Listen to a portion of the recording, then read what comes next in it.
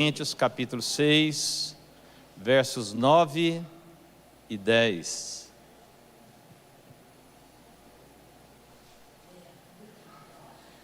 Aleluia.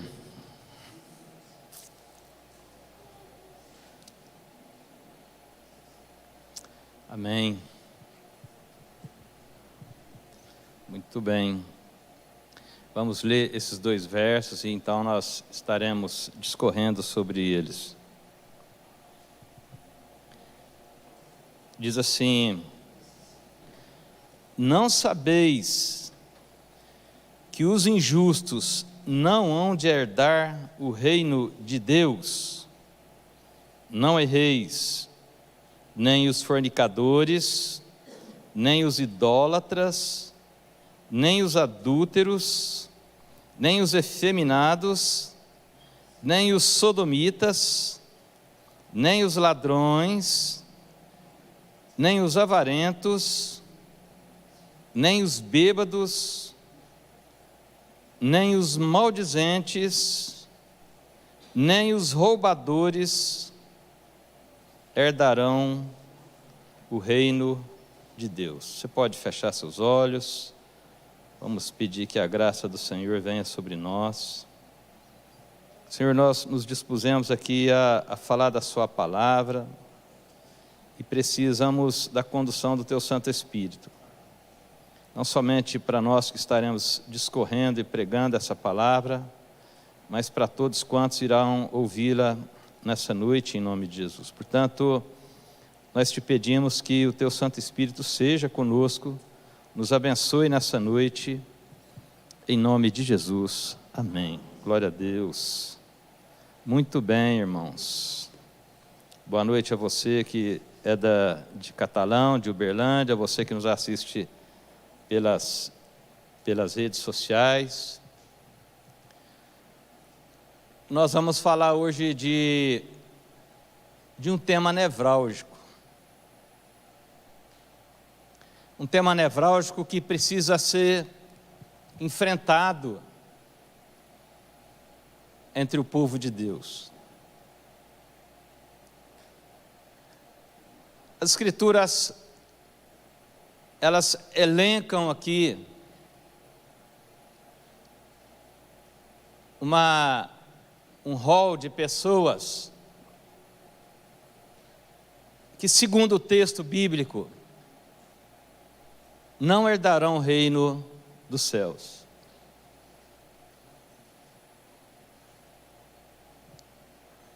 E quando nós analisamos o procedimento do Cristo,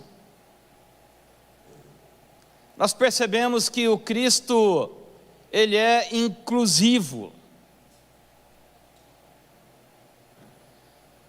Mas nós, por outro lado, quando abrimos a doutrina e entramos então nessa carta à igreja que está em Corinto, nós percebemos aqui que alguns comportamentos, eles são impeditivos para que essas pessoas, com esses comportamentos, possam entrar no reino dos céus. Então, por um lado, nós temos um Cristo inclusivo,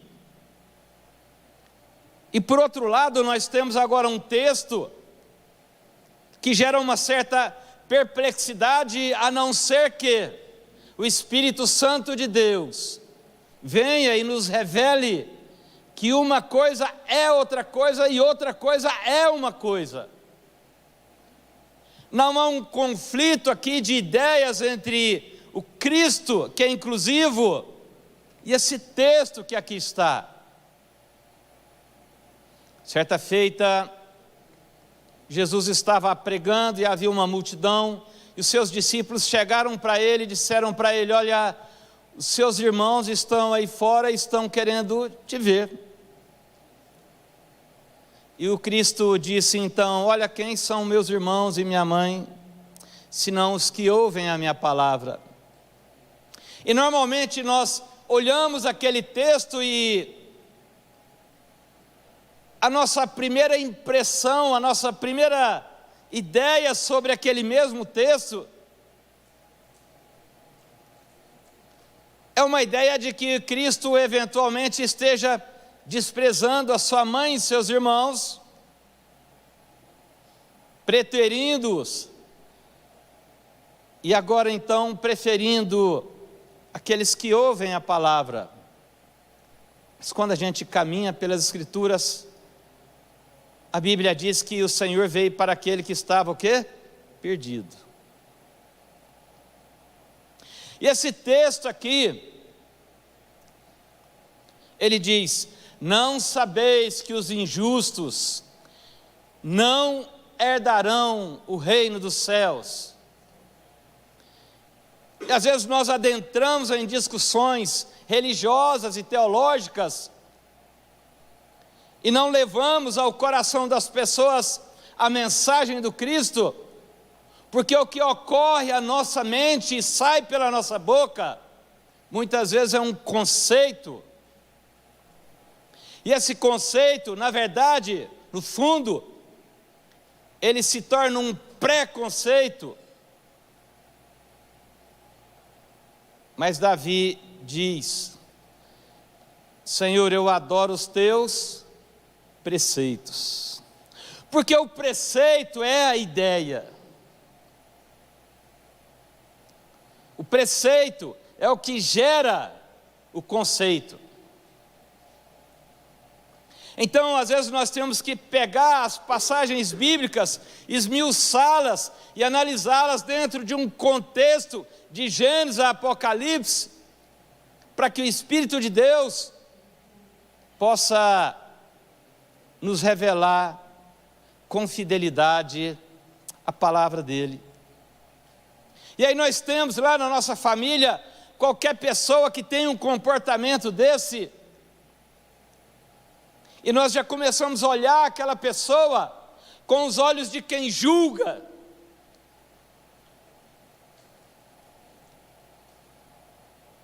E o Cristo disse: eu não vim para julgar, eu vim para que vocês sejam salvos. Então, quando nós retornamos para esse texto, e nós o lemos novamente, quando ele diz: não sabeis vós que os injustos não herdarão o reino dos céus? Se essa leitura é feita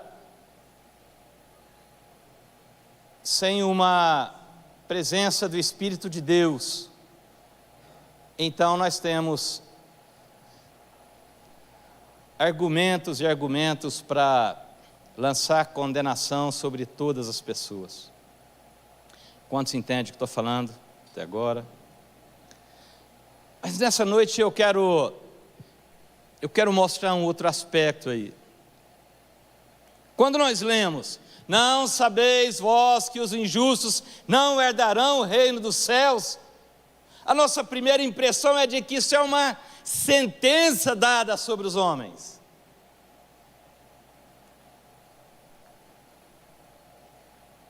Mas eu quero mostrar para a igreja que nessa aparente sentença, na verdade há uma grande promessa.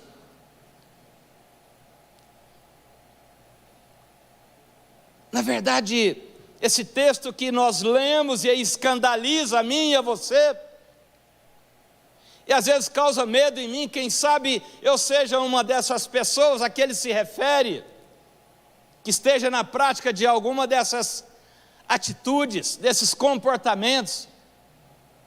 Eu posso olhar isso aí e ver nisso aí uma condenação para a minha vida, mas eu também posso olhar esse mesmo texto como uma promessa de Deus para mim, porque ele diz assim: olha, não sabeis vós que os injustos não herdarão o reino dos céus?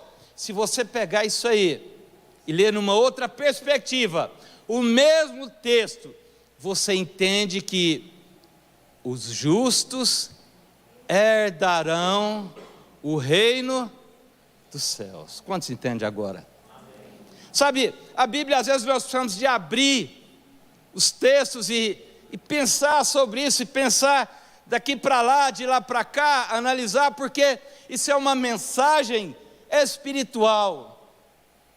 Isso não é uma filosofia, isso não é um conhecimento humano, isso é a palavra de Deus. Então, o que esse texto faz para mim e para você nessa noite? Ao invés dele se colocar como uma ameaça para mim e para você, ele está dizendo para mim e para você que há uma grande promessa para mim e para você, na medida em que nós entendamos o que é uma pessoa justa.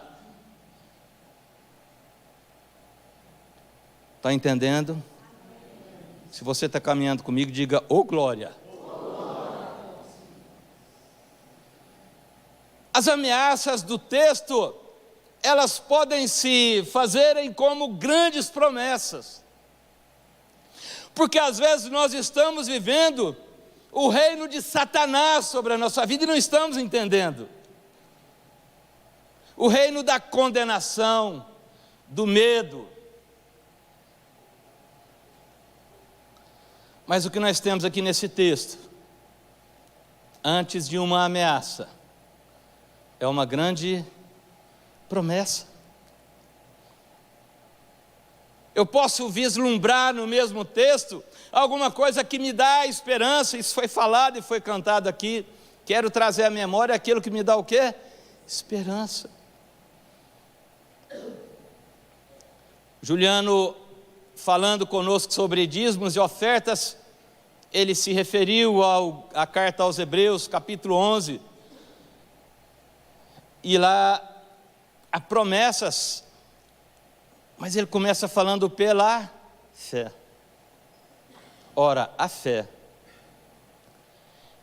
E quando nós olhamos a expressão fé dentro das Escrituras Sagradas, a fé como texto, como palavra, como semântica, ela não tem somente o sentido de crer, de acreditar, mas a fé, ela tem um sentido também de fidelidade.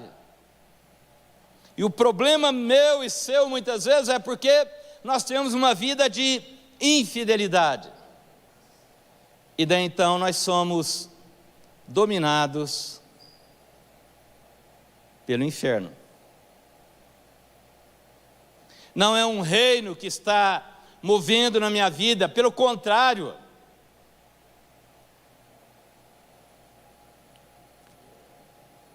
Pelo contrário, muitas vezes é um império. O império é algo impositivo, obrigatório.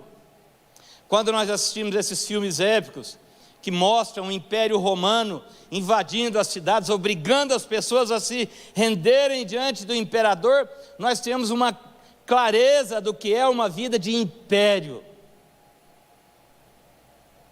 Ou adora o imperador, ou morre. No império, o cidadão não tem direitos, ele tem obrigação, ele é oprimido.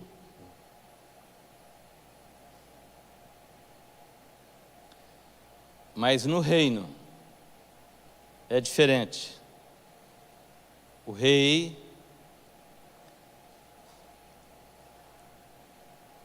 é uma pessoa admirada e adorada.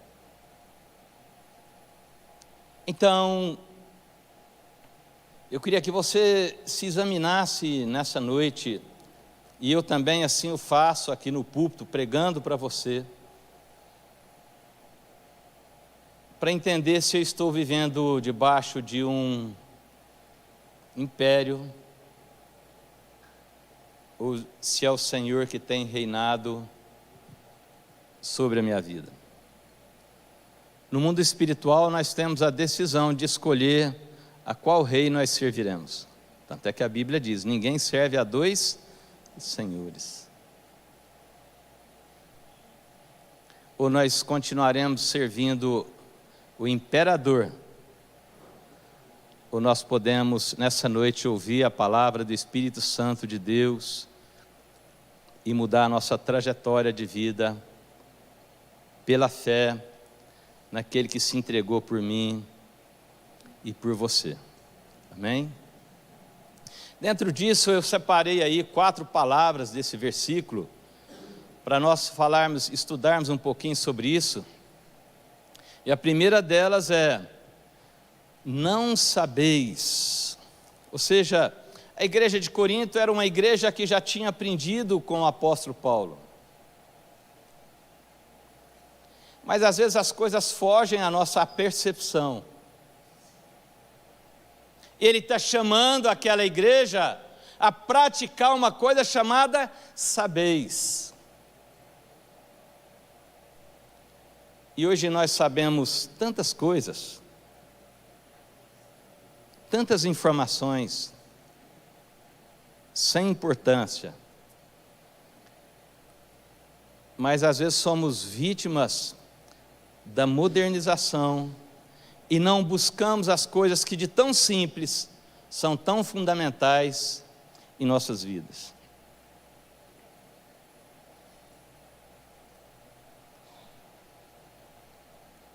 E é tempo de nós voltarmos e buscarmos um pouquinho as Escrituras Sagradas para trabalhar essa palavra sabeis. Ontem nós fomos a um casamento de um sobrinho meu. Isso foi numa fazenda muito longe.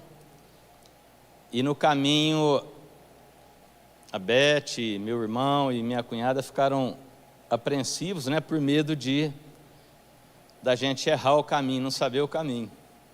E o meu irmão, como sendo irmão do Horácio, não podia deixar de sair com uma gracinha na história, Ele falou assim: Horácio, o importante não é saber, o importante é ter o telefone de quem sabe, Eu falei: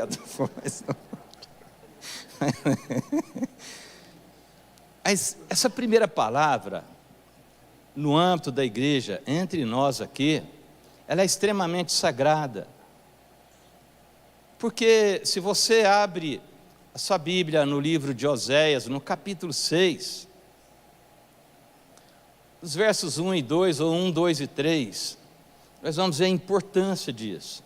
Vamos em Oséias capítulo 6, os 2 ou 3 primeiros versos desse livro de Oséias.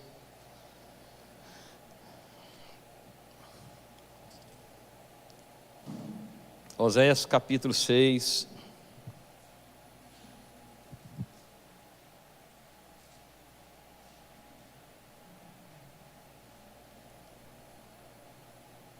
aqui, quando nós analisamos o texto, a gente percebe com muita clareza que esse povo vivia um tempo de muita angústia, vivia de fato debaixo do domínio de um imperador que não era o Império Romano.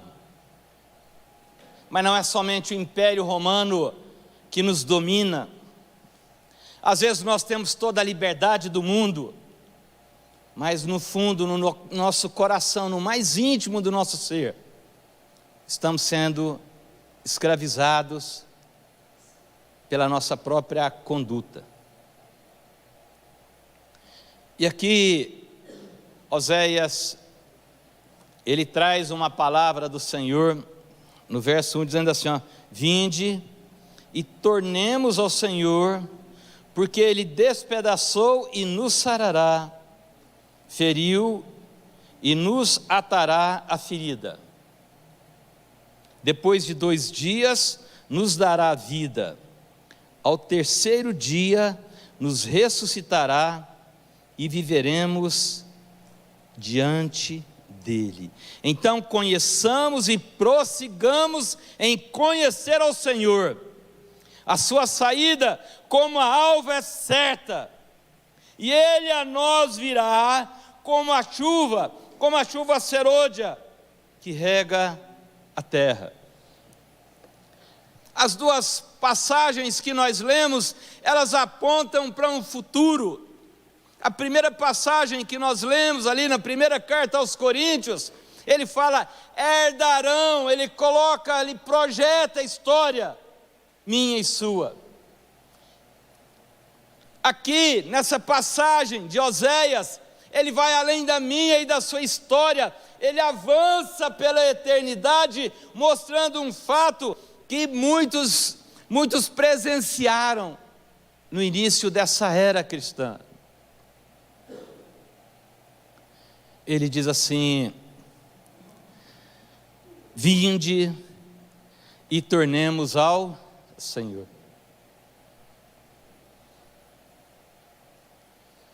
Porque nós temos informação de todo lado. Nós temos os influencers, nós temos os coaches da vida, nós temos informação o tempo todo. Se você assiste a Globo News, eles colocam assim: nunca desliga. Se você perdeu o sono às 4 horas da manhã, você pode ligar a sua televisão que você vai ver jornalismo e tantas outras coisas. E nós somos intoxicados de informações que na verdade não tem tanta relevância assim. Mas o primeiro convite que ele diz é: vinde e tornemos ao Senhor. Por que nós buscamos a informação? Porque nós precisamos de uma referência. E o convite do texto é para que a nossa referência seja o Senhor. E aí ele explica nessa passagem, fala: olha, ele mesmo fez a ferida.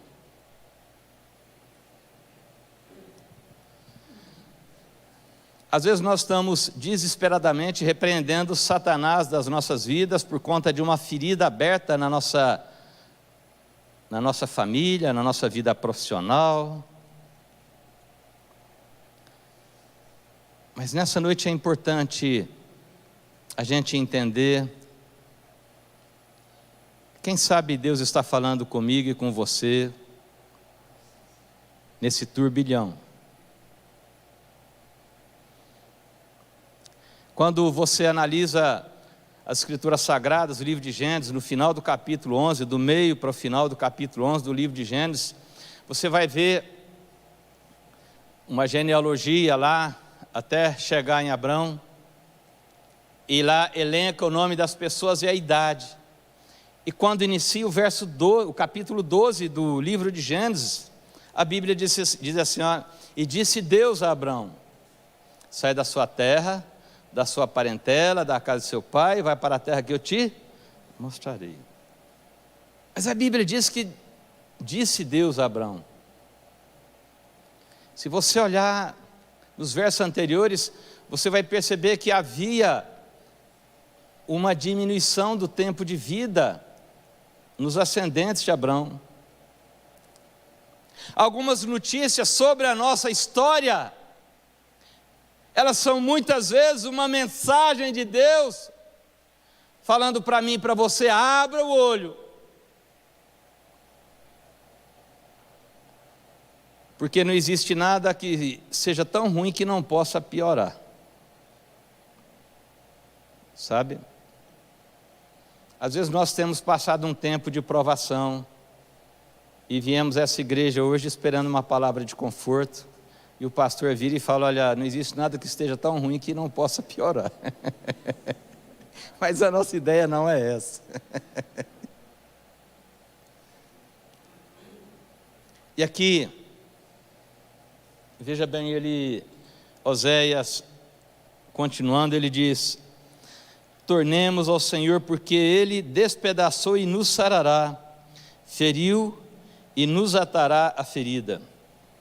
E olha que coisa linda, verso 2: depois de 2 dias nos dará a vida, ao terceiro dia nos ressuscitará.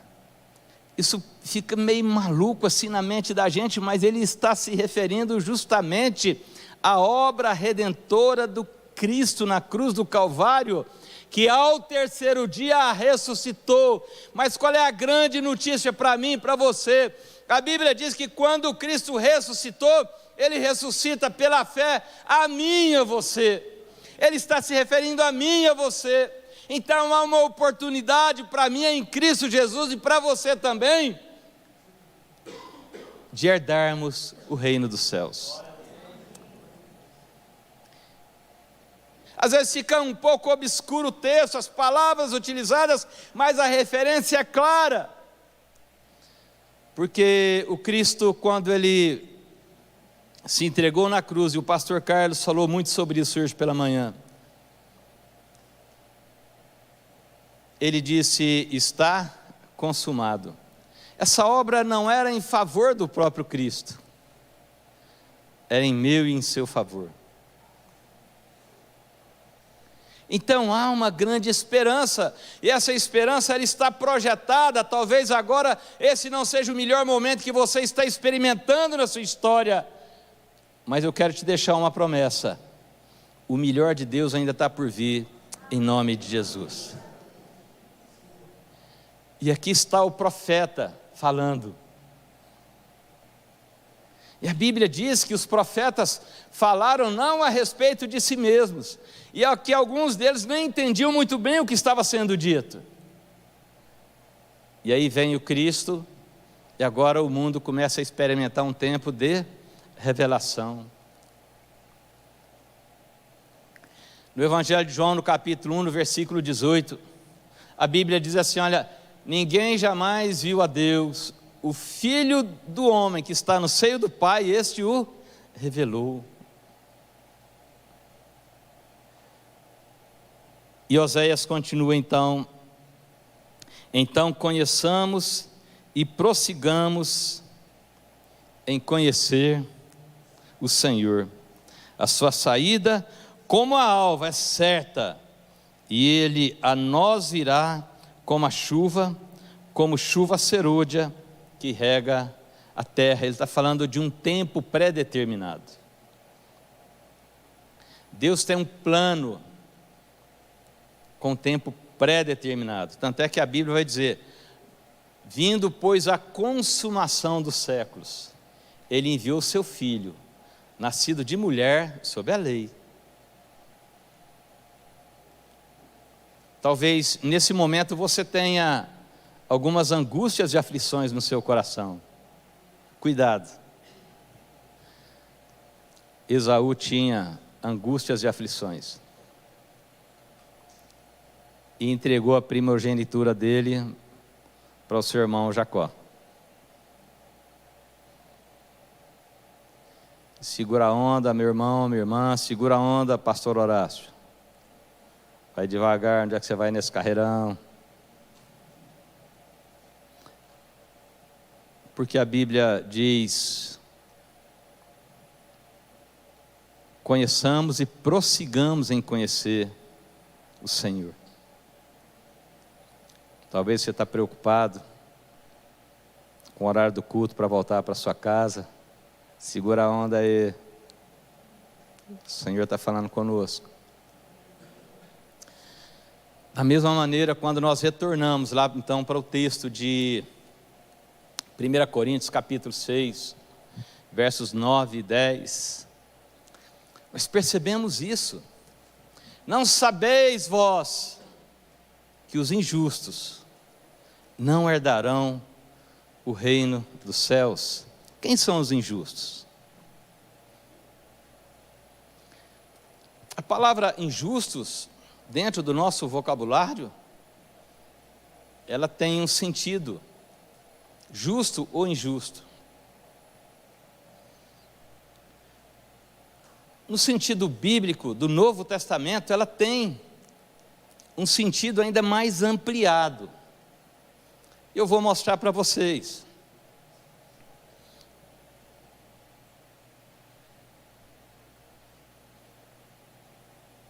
Quem escreveu essa carta foi o apóstolo Paulo aos Coríntios.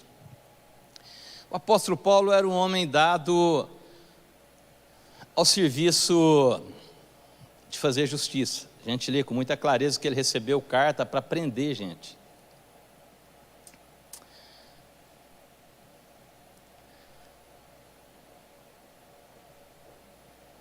E quando ele escreve as cartas dele, assim como Cristo também, quando ele escreve e fala às pessoas, o Cristo procurava falar um dialeto que as pessoas conheciam. Então, aqueles que eram pastores, ele usava a expressão pastores, rebanho.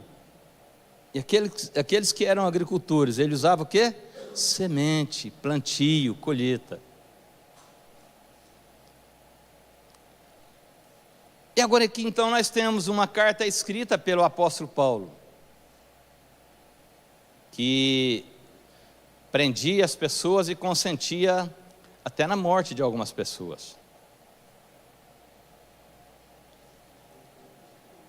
E para você que está me ouvindo, nós temos na nossa justiça humana, no Código de Processo Penal, eu nem sei se isso é usado pela justiça hoje, pois até quero perguntar para o Marcelinho, que pode nos ajudar nisso aí, é o mestre do direito penal aí. Mas tem uma coisa chamada a declaração de culpa, acho que é isso, artigo 306 do Código de Processo Penal. Não me lembro se a palavra era exatamente essa, mas com esse sentido. O que é isso, pastor? Juliano também. O cidadão é preso e ele é encaminhado com essa carta, não é uma declaração, é uma outra coisa, outro nome, que lá fala do que ele é culpado e por que ele está sendo preso. Na época do apóstolo Paulo, as pessoas eram presas porque elas cometiam atos, elas tinham comportamentos que desentoavam daquilo que era previsto pela lei. Então elas desajustavam, então elas eram encaminhadas para a prisão.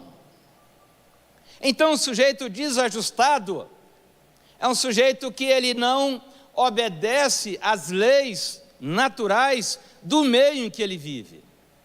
Isso é fácil entender, beleza, amém? Isso é um homem desajustado. Agora,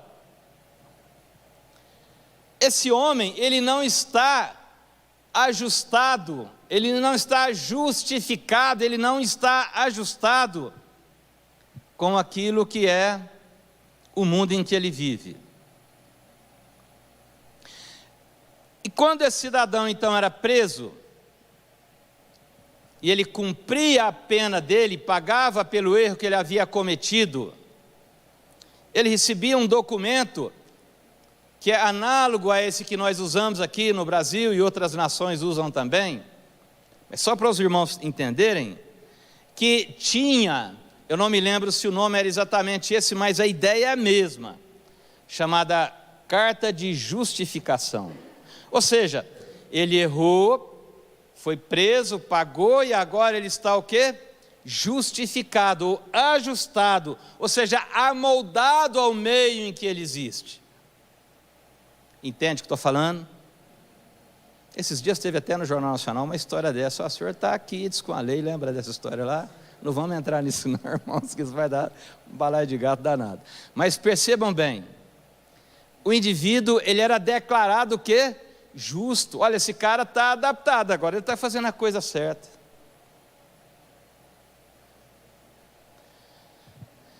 Então, a princípio a ideia nossa é que à medida em que eu e você cumpramos os preceitos morais, então nós nos encontramos em estado de justos.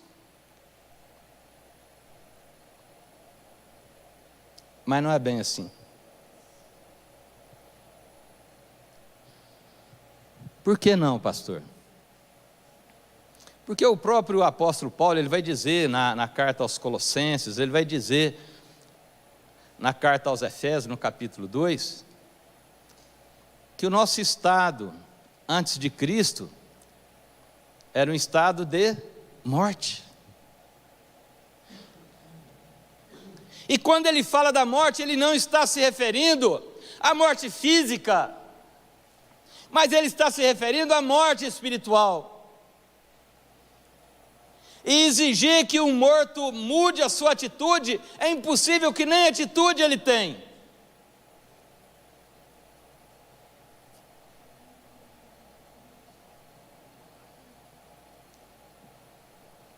Então, não basta somente uma mudança de comportamento para que recebamos essa herança. É necessário um toque de quem está vivo sobre eu e você, que outrora estivemos mortos. E no capítulo 2 da carta aos Efésios, ele vai dizer assim, ó, estáveis mortos nos vossos, ele vos vivificou, estando vós mortos nos vossos delitos e pecados.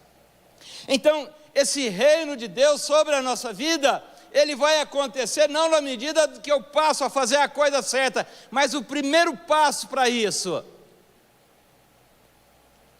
coloca nessa história aí, a obra redentora do Cristo.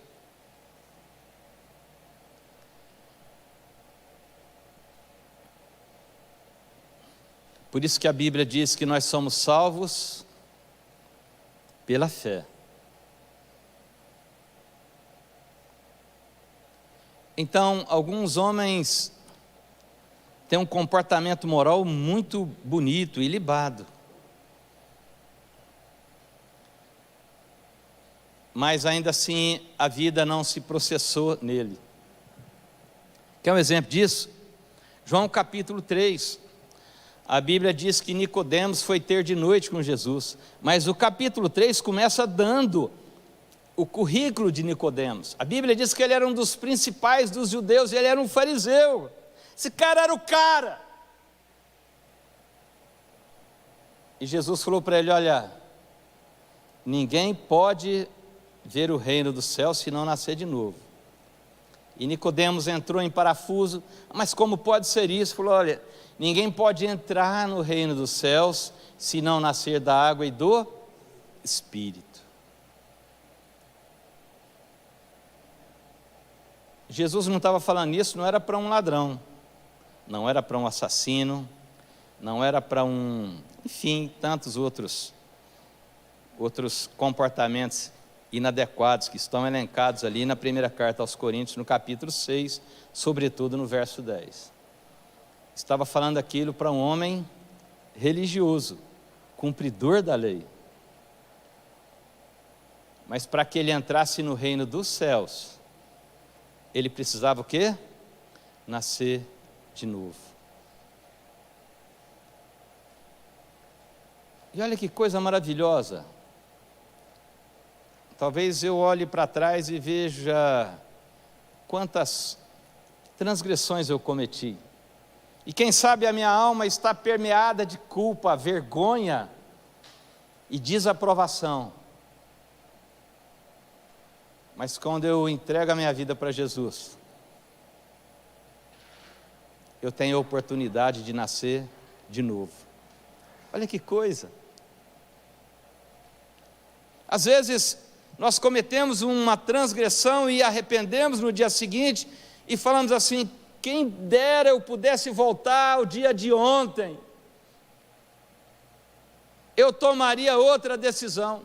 Mas a promessa do Cristo para mim, para você, que está lá na carta de João, no capítulo 3, não é somente que eu volte no dia de ontem, mas que eu nasça de novo. Glória! E que coisa maravilhosa, irmãos.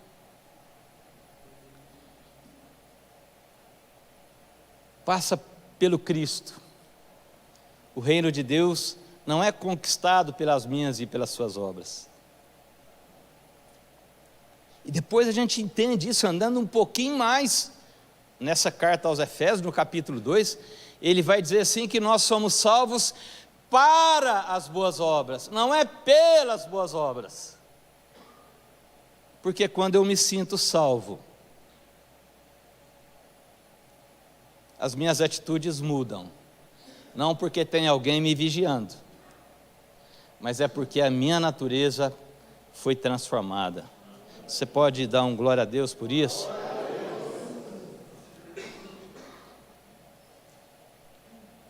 Quando nós nascemos novamente, nós olhamos para a nossa carne, é a mesma, mas o nosso espírito está vivo. porque houve o toque daquele que Jó disse: olha, eu sei que o meu Redentor vive, que por fim ele se levantará. Então, não sabeis vós que os injustos, olha só que coisa interessante. Então, quando a Bíblia diz, lá no capítulo 5 também, vai dizer isso de Romanos, vai dizer assim, olha, justificados, pois, mediante a fé, tenhamos paz com Deus. Quando nós somos justificados por Cristo, não é porque Cristo chegou diante de um tribunal e falou, não, deixa eu justificar essa besteira que Horácio fez aí. Horácio é meio quarta-feira mesmo. Não é isso, irmãos. A expressão lá, justificado, significa que Horácio tinha uma dívida. Mas Horácio não tinha como pagar essa dívida.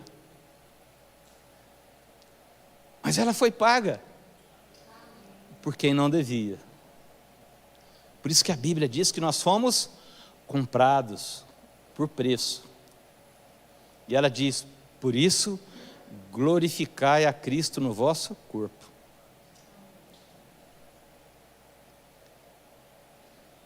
Então, existe uma maneira de eu ser justificado.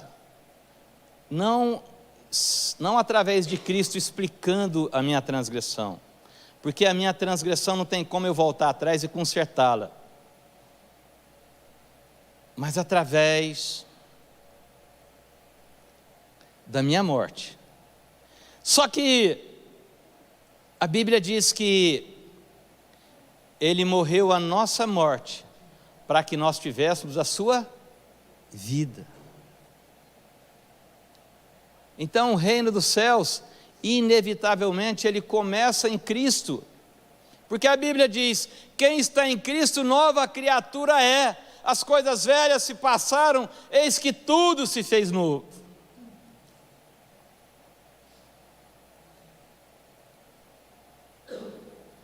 E ele diz que os injustos não herdarão. E agora nós podemos concluir, se os irmãos do louvor quiserem subir, as irmãs. Concluímos esse momento aqui, não vai dar tempo de discorrer sobre as duas últimas palavras, mas nós faremos aqui uma síntese disso aí para a gente entender direitinho. Presta atenção nisso aqui, nesse simpático pastor que vos fala, olha aqui. A Bíblia diz assim, que os injustos não herdarão o reino dos céus. As duas últimas palavras são herança e governo. Agora, pensa comigo aqui. O mundo está uma bagunça. A Bíblia diz que o mundo jaz no maligno. Agora, olha que lógica aqui. E Deus olha e fala assim, mas que bagunça que tem esse negócio. Eu vou estabelecer um reino aí. E aí, Deus vai lá, estabelece um novo reino, e pega o mesmo Horácio de antes, morto nos delitos e pecados, e enfia dentro desse reino. Deus não é irresponsável. Você entende o que estou falando? Então, se eu quero entrar nesse reino, eu tenho que me propor a morrer para mim e viver para Cristo. Como o apóstolo Paulo diz em Gálatas 2:20, já não sou mais eu quem vivo, mas Cristo vive em mim. E a vida que agora vivo nesse corpo, vivo-a pela fé naquele que se entregou por mim. E então agora nós começamos a compreender o mundo espiritual.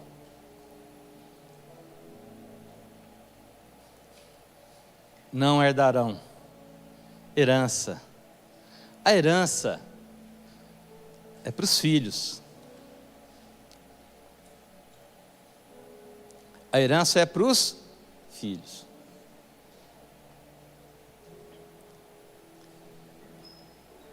E é curioso porque nas nossas leis, no Código Civil, está dizendo que a herança ela é dada para o cônjuge, na linha lá de preferência, e os descendentes. A igreja é a noiva. A herança é dada à igreja. A herança é dada a mim e a você que somos filhos.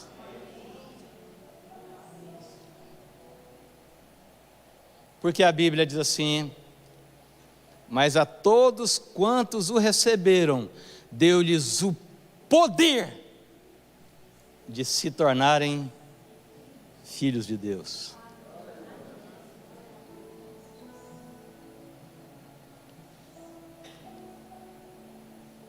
E nós nos tornamos filhos de Deus pela fé.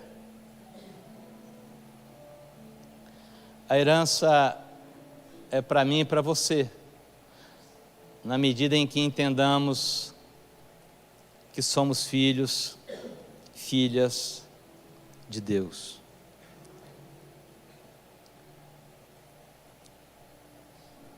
O que tem controlado a minha e a sua vida nessa noite? Que tal a gente se levantar nesse momento, nos colocarmos de pé e buscarmos na nossa memória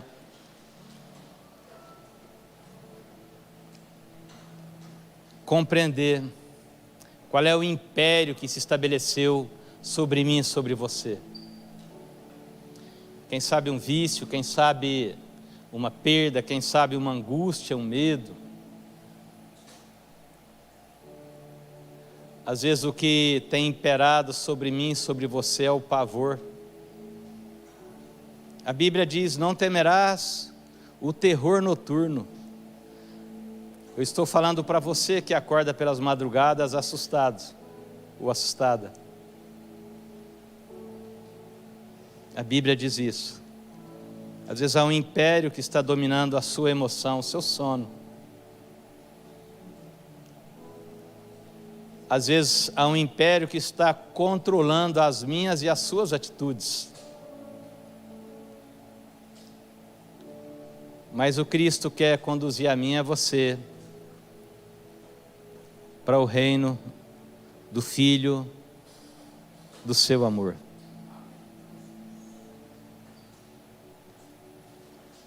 Nós não somos súditos, nós somos filhos.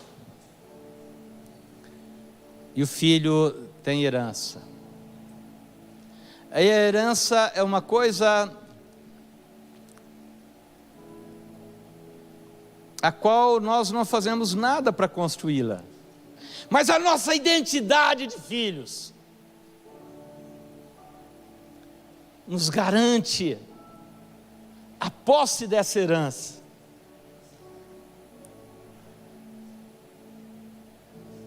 Qual é a minha e a sua identidade nessa noite? Porque se eu e você tivermos a identidade de filhos, há uma herança que nos aguarda, ainda que esse momento seja um momento de luta, de angústia, de ter que resistir até o sangue. O apóstolo Paulo fala isso: ainda não resistis até o sangue contra o pecado.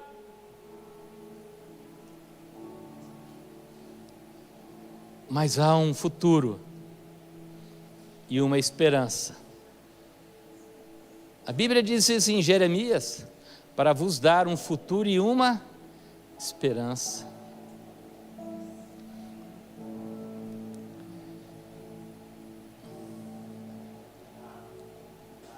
É tempo de assumirmos a nossa condição de filhos, não de servos. Cristo falou: não vos chamamos mais de servos, mas de amigos. É tempo disso. Nós temos uma canção para ministrar. Glória a Deus. Reflita aí onde você está e vamos cantar todos juntos como igreja.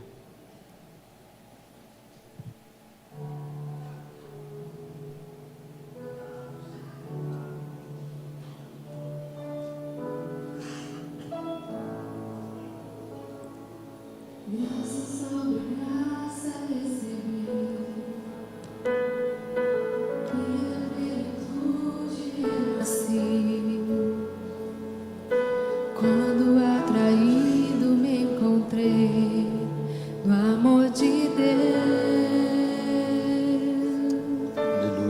a Deus. Vive poderosa salvação, luz que me alcançou na escuridão. Todo meu pecado se apagou no amor de Deus. Logo eu, um pobre pecador, logo eu, tão fraco e tão devedor, logo eu, de graça recebi o amor de Deus. Logo eu, finito e carnal, logo eu, diante de um Deus imortal, logo eu, de graça recebi o amor de Deus.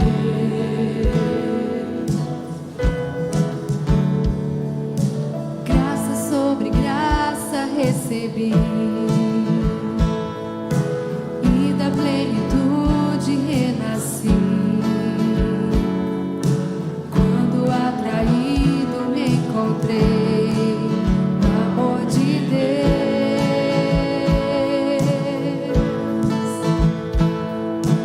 Vive poderosa salvação, luz que me alcançou na escuridão. Todo meu pecado se apagou no amor de Deus. Logo eu, pobre pecador, logo eu, tão fraco e tão devedor, logo eu, de graça recebi o amor de Deus. Logo eu, finito e carnal, logo eu, diante de um Deus imortal, logo eu, de graça recebi o amor de Deus. O amor de Deus é rico em benefícios. O amor de Deus não mede sacrifícios. Nos braços desse amor recebo o perdão, comprado por Jesus. O amor de Deus é puro e consciente como as manhãs, é firme e constante, que se entregou na cruz e a morte derramou o amor de Jesus. Aleluia. Você pode, nesse momento, colocar a mão no seu coração, fechar seus olhos. Vamos ter um momento de oração aqui para encerrarmos essa reunião. Sabe, se você acha que você estava perdido e morto, não duvide disso. Mas nessa noite, o toque do Espírito de Deus quer vivificar a mim e a você.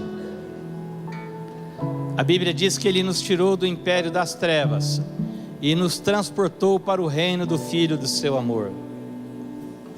A Bíblia diz que a todos quantos o receberam, deu-lhes o poder de se tornarem filhos de Deus. E o que nós estamos fazendo aqui, nesse momento, é pela fé. Mas é uma fé muito clara, uma fé eficaz. E eu queria fazer uma oração com você, com toda a igreja, e que você repetisse bem alto, diga: Senhor Jesus, nessa noite, eu compreendo a minha condição de morte espiritual, mas eu desejo entrar no teu reino, e eu sei que para isso não há outra alternativa a não ser nascer de novo, ser gerado de novo. E eu quero ser gerado pela palavra do Senhor. Eu quero me tornar filho de Deus em Jesus Cristo. Por isso eu declaro publicamente que Tu és o meu Deus, o meu Senhor, o meu Salvador, em nome de Jesus, amém. Se você fez essa oração pela primeira vez, em que você declara que Jesus é o seu Senhor e o seu Salvador, eu quero que você levante sua mão, porque nós chamaremos você aqui à frente, para orar por você também, fazer uma última oração. Se tem alguém aqui que está nessa noite, pela primeira vez, se entregando para Jesus, levante sua mão. Se não tem, então nós concluiremos então. Continuemos a nossa oração. Diga: Senhor Jesus, o meu procedimento, o novo de Deus em minha vida, é um procedimento de filho, não é um procedimento de bastardo, mas é um procedimento de filho, nascido pela palavra e pelo Espírito. Então nós te pedimos, Senhor, que guie os nossos passos ao longo dessa semana e em todos os dias, em nome de Jesus, amém. Se você orou com fé, dê um aplauso ao Senhor. O Senhor te abençoe, te guarde. Próximo sábado e domingo estaremos aqui novamente. Deus faça resplandecer o rosto dele sobre você e te dê a paz, amém.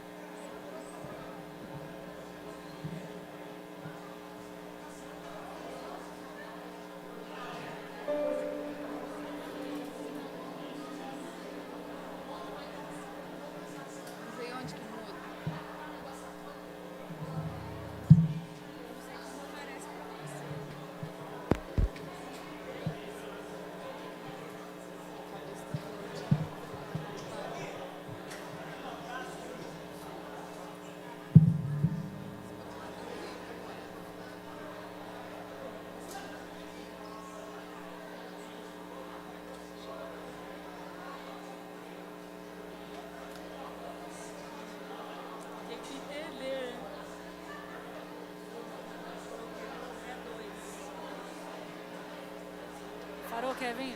Ô, Kevin, Começou? Acho que